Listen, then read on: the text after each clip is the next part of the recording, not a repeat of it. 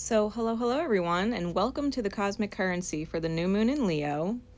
We've got quite a few powerful aspects, as you can see. And the first one we're going to talk about is the sun and moon in Leo, exact opposed Pluto retrograding in Aquarius. It is positively aspected by Saturn and Neptune, both retrograding in Aries, and positively aspected by Lilith retrograding in Sag. Uranus is also influencing the sun and moon, as well as creating a minor grand trine. Uranus is sextiling Saturn and Neptune and the sun and moon as it opposes Lilith. It does create what is almost a six-pointed star. If you have personal placements between 0 and 2 degrees Libra, your natural birth chart would complete the six-pointed star. And so it would be really impactful for you, especially if you did have any major planets within those degrees. So what does this all mean?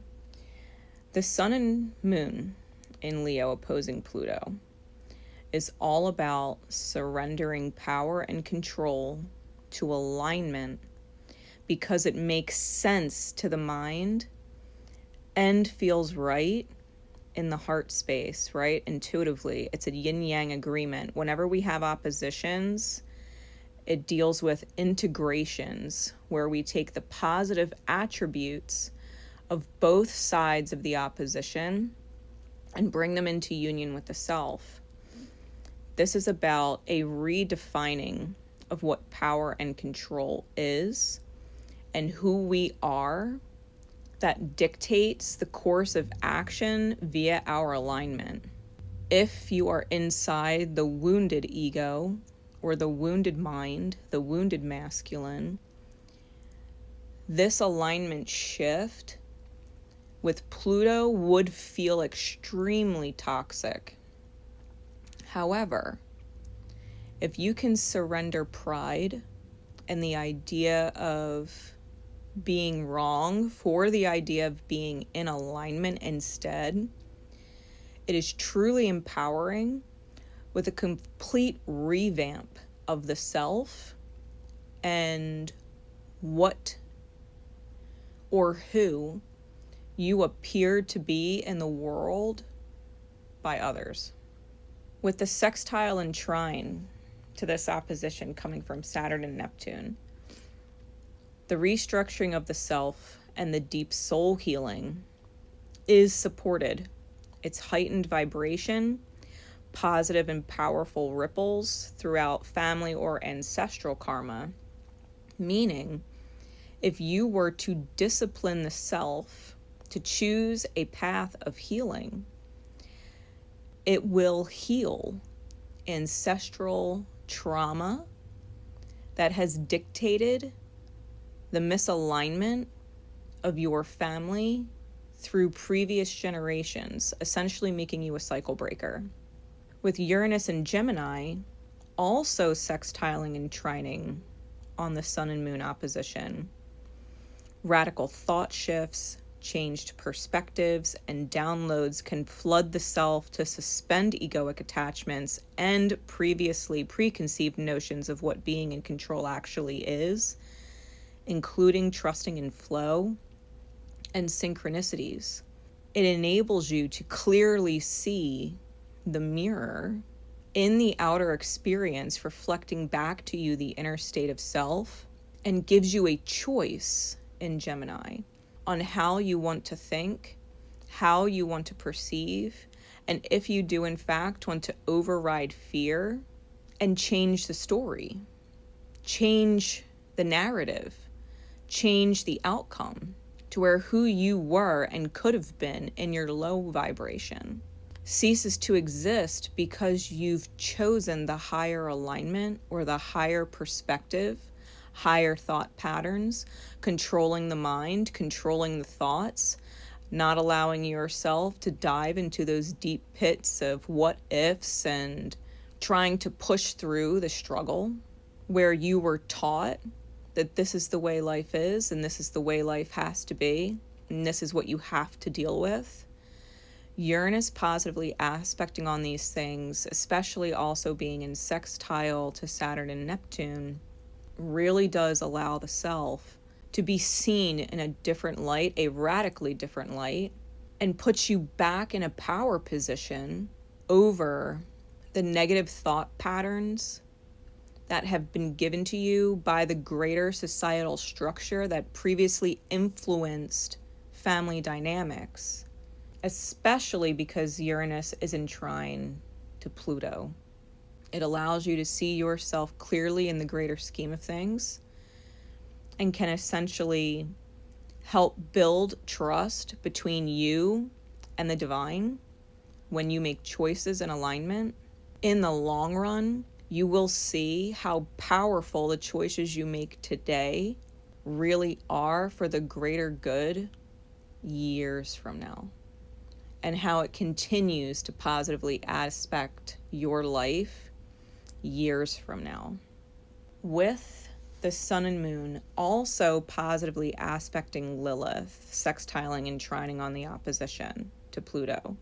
It is opposed to Uranus, Lilith, and it's a warning not to abandon the self out of resentment due to being wrong, quote unquote wrong, or not having all your facts straight at the time you originally made certain choices or decided that you were going to go down certain paths. Sometimes desire and direction changes based on the reality of the mirror that you're in, and being reminded that lying to the self serves no one, not you or anybody connected to you at all.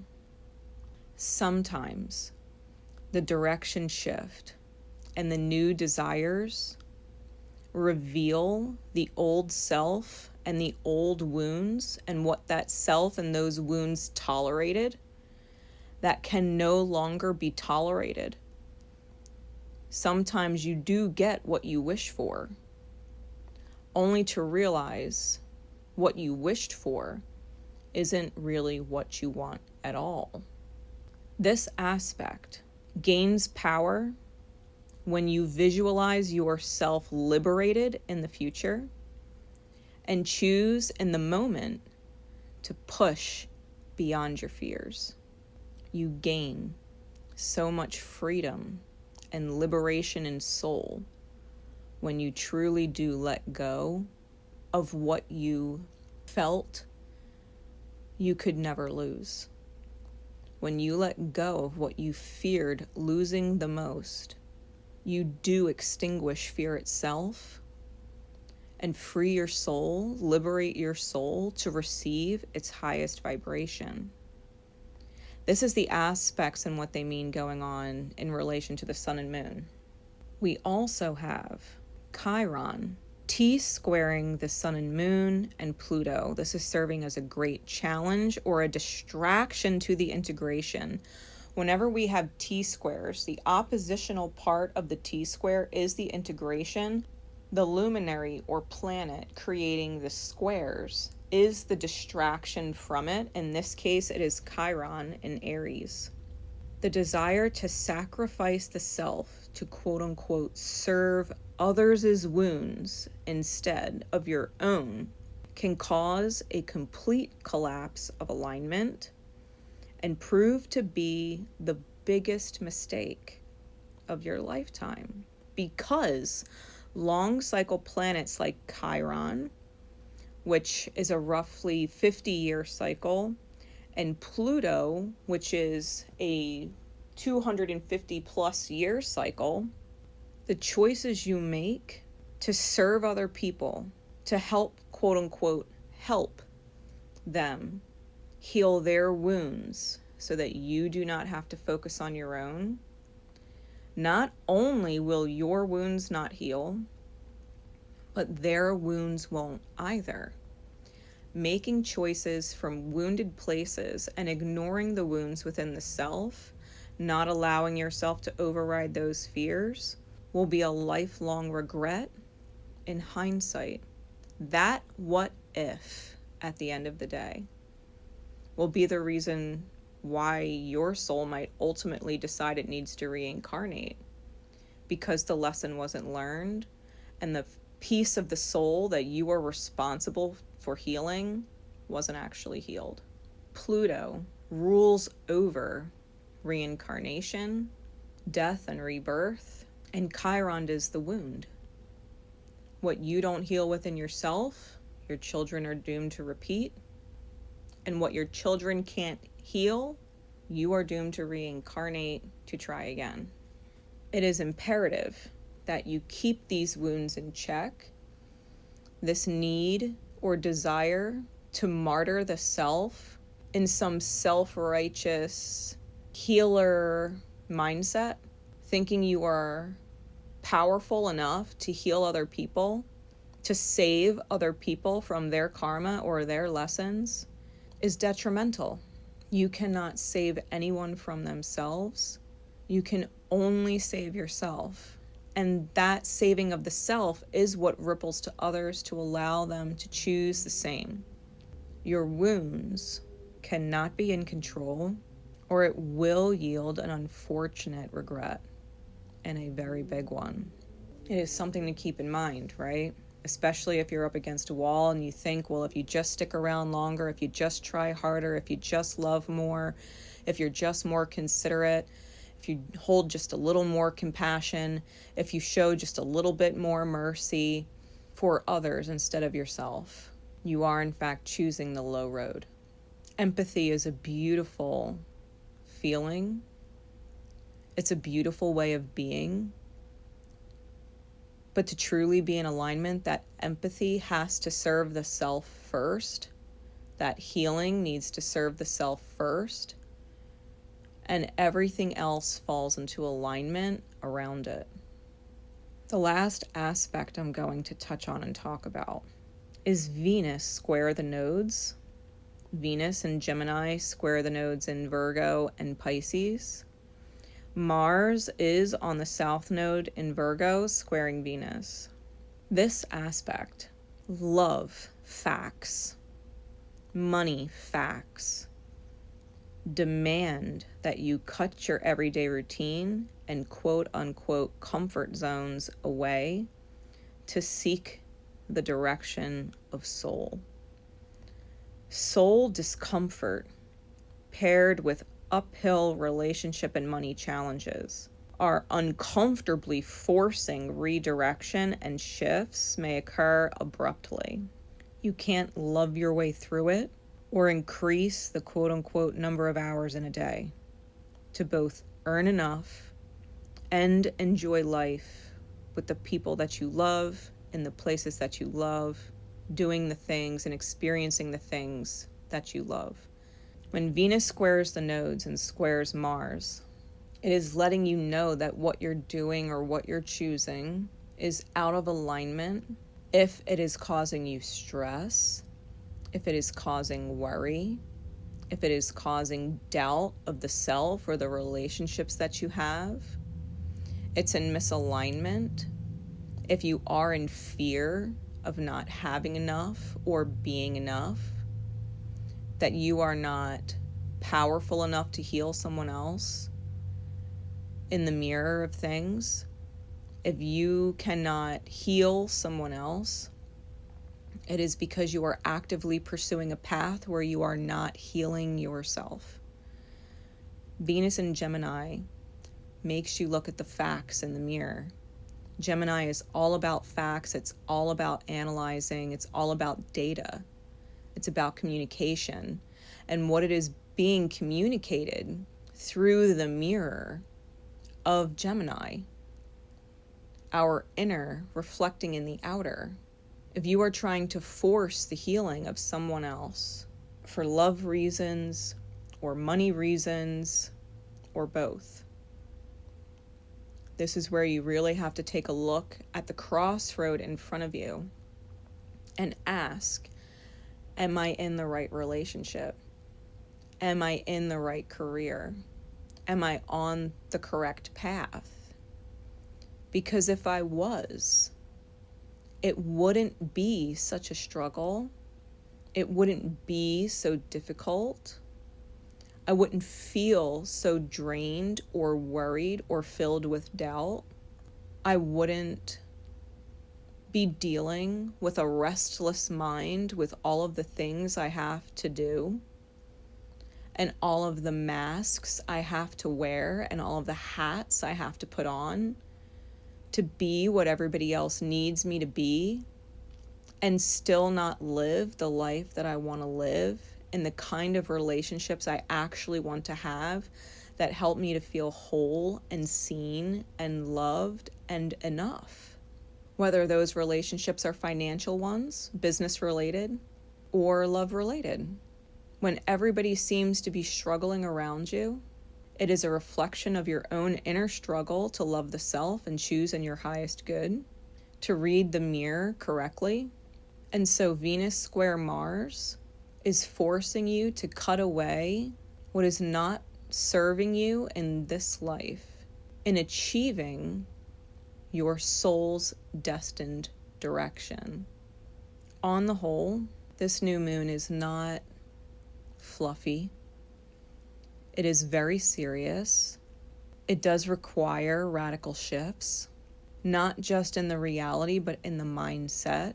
Some of these things will take time to unfold in the 3D reality of things, but the decisions and the choices and the perspectives need to shift with this new moon. The new direction in mind and heart need to be chosen with this new moon so that all of the dominoes can fall into place for you moving forward. This new moon, especially in pertinence to the secret codename events, is themed resurrecting Shakespeare. Shakespeare is known not just for his poetries, but for his plays, the comedies, and the tragedies. And this is a moment where you decide what kind of performance you're going to put on for the rest of your life. Are you going to play the role in the Divine Comedy, where everything does truly work out in the end, or the Divine Tragedy? The choice point will start to lead into the full moon in Aquarius that we have coming up on August 9th, which is so properly themed when push turns to shove. The universe is gently nudging you now. It is going to shove you later. The collective soul truly does want with all of its being, with all of its consciousness, to move in the right direction, and will do everything within its power to push your free will choice in the right direction. But ultimately the choice is still your own, and it does hope you make the right one, because the hard one is always on the table, and it never gets any easier. The hard road never gets any easier, not for you or your ancestral line. So I hope that in hearing about this new moon in Leo that we have, that you can look at your own placements in your own charts, see where the fire and air signs rule, what areas of life are in the mirror for you, on the chopping block for you, within that hold of power and transformation, where the discipline is being applied and the healing is being applied, and where your wounds are. This is about healing the masculine facet of the self with all of the energies in alignment with fire and air. It's about healing the mind so that we can receive the feminine in its highest light later. The heart, the feminine, can only receive the experience that the masculine, the mind, chooses. And so in order to receive what we want to receive, we have to create a masculine energy that takes into consideration what the feminine truly desires to experience, not just on a day-to-day basis, but in the long run, and the kind of consistency that we want to receive, which means the masculine aspect of the collective self needs to heal into alignment. Getting the mind right is imperative to getting the manifestation right. Right? So with that said, much love, everybody. I'm going to be setting up and getting ready for the secret codename readings, which I'm super excited about. And I will see you soon. Take care.